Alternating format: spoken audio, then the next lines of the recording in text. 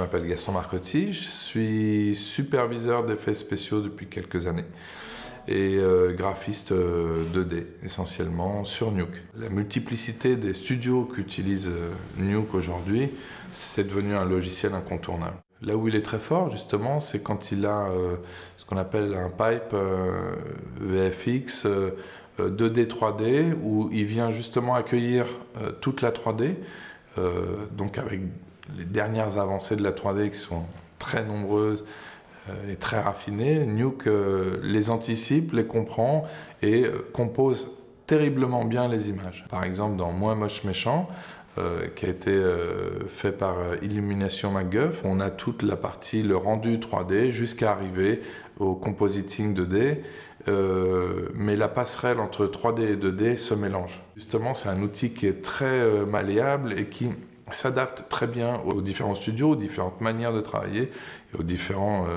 challenges qu'on peut rencontrer sur un film.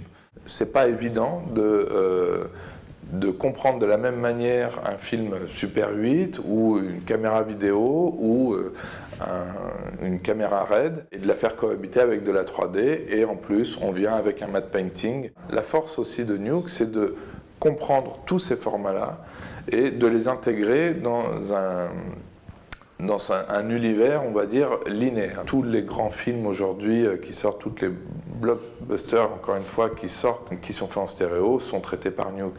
C'est-à-dire qu'on va traiter toute la partie compositing et en plus, en même temps, on va faire la stéréoscopie, c'est-à-dire on a traité un œil, maintenant on va traiter le deuxième. Si on doit effacer par exemple une perche ou un rail, un dolly ou ce genre de choses, on a une série d'outils, et pas seulement d'outils mais de techniques qui ont été développées et qui sont vraiment de la plus simple à la plus raffinée. Sur des formations 3 semaines ou 1 mois, on accueille des graphistes, mais pas seulement, ça peut être aussi des directeurs de production, ça peut être aussi des monteurs, des réalisateurs, des gens qui s'intéressent activement à ce qui se passe en post-production et aux possibilités que ça offre.